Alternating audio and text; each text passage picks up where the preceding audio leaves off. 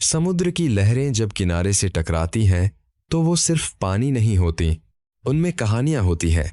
और अरब सागर के किनारे बसी एक छोटी सी धरती की कहानी शायद दुनिया की सबसे लंबी और सबसे दर्दनाक कहानियों में से एक है।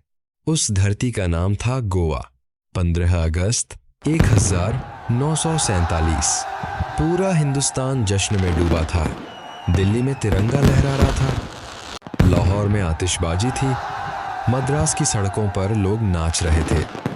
200 साल की गुलामी के बाद एक पूरी सभ्यता ने आज़ादी की सांस ली थी। लेकिन पश्चिमी तट पर जहां अरब सागर की नमकीन हवाएं पुरानी दीवारों से टकराती थीं, एक छोटा सा टुकड़ा चुप था, उदास था, क्योंकि वो आज़ाद नहीं था। गोवा की गलियों में आज भी पुर्तगाली सिपाहियों के बूटों की आवाज़ गूंजती थी। लाल और हरे रंग का पुर्तगाली झंडा अभी भी इमारतों पर लहराता था और भारतीय चेहरे दरवाजों की आड़ से, खिड़कियों की झिर्रियों से बाहर झांकते थे, जैसे अपने ही घर में कैद हों। ये कहानी शुरू होती है आज से नहीं, ये कहानी शुरू होती है सन 1510 से, जब पुर्तगाली नौसेना के एडमिरल अफोंसो द अल्बुकर्क तोपों से लैस जहाज लेकर गोवा के तट पर उतरे थे। उनके पीछे थी एक साम्राज्य की भूख, उनके हाथ में थी बाइबल और बारूद।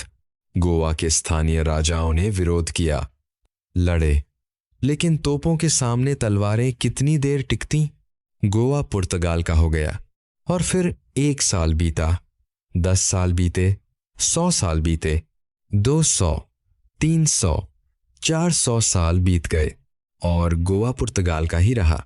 1947 में जब भारत आज़ाद हुआ तो दुनिया के नक्शे पर एक नया स्वतंत्र राष्ट्र उभरा। लेकिन उस नक्शे पर पश्चिमी तट पर एक धुंधला सा धब्बा था, धूसर, अधूरा, जैसे किसी ने तस्वीर बनाते बनाते बीच में छोड़ दी हो। प्रधानमंत्री जवाहरलाल नेहरू उस धब्बे को देखते थे और उनका मन भारी हो जाता था। लेकिन नेहरू एक शांतिप्रिय इंसान थे, गांधी के शिष्य, बातचीत में विश्वास रखने वाले, कूटनीति के भरोसेमंद। उन्होंने पुर्तगाल को संदेश भेजा, गोवा वापस करो, बातचीत से, शांति से, सम्मान से। लिस्बन में पुर्तगाल की राजधानी में एक तानाशाह बैठा था। नाम था उसका अंतोनियो सालाजार। सालाजार वो इंसान था जिसे दुनिया की परवाह नहीं थी, जिसे इतिहास की परवाह नहीं थी, जिसे इंसानियत की परवाह नहीं थी। उसने भारत का संदेश पढ़ा और उसने जो किया वो हैरान करने वाला था। उसने पुर्तगाल का संविधान बदलवा दिया, कानून बदल दिया और घोषणा कर दी, गोवा पुर्तगाल का उपनिवेश नहीं है, गोवा पुर्तगाल का विदेशी प्रांत है। जैसे किसी पिंजरे का नाम बदल देने से वो घर बन जाता हो। भारत ने 8 साल तक इंतजार किया, 8 लंबे साल। चिट्ठियां लिखी गईं, राजदूत भेजे गए, संयुक्त राष्ट्र में अपील की गई। सालाजार का जवाब हर बार एक ही था, खामोशी या फिर अकड़। और फिर आया अगस्त 1955 का वो काला दिन। हजारों निहित थे भारतीय पुरुष, महिलाएं, बच्चे गांधी की राह पर चलते हुए गोवा की सीमा पर पहुंचे।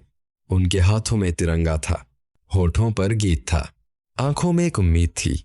पुर्तगाली पुलिस ने उन्हें रोका, चेताया और फिर गोली चला दी। 30 निहत थे भारतीय मारे गए, सैकड़ों गिरफ्तार हुए, उन पर अत्याचार हुए।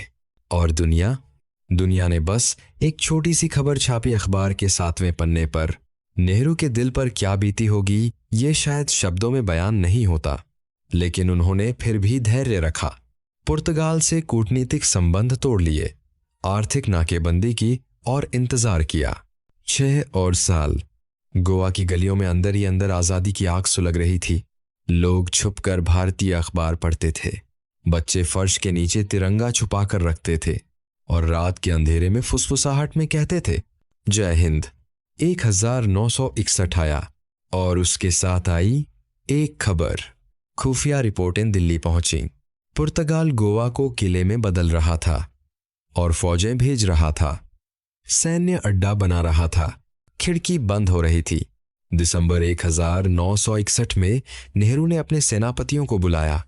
कमरे में थे जनरल जे एन, चौधरी थल सेना के मुखिया, rear admiral B, S Soman नौसेना के मुखिया, एयर मार्शल ऋषिकेश मुलगांवकर वायुसेना के मुखिया। 3 शाखाएं, 1 मिशन।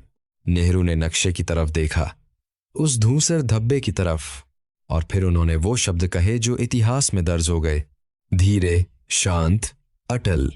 गोवा को आजाद करो।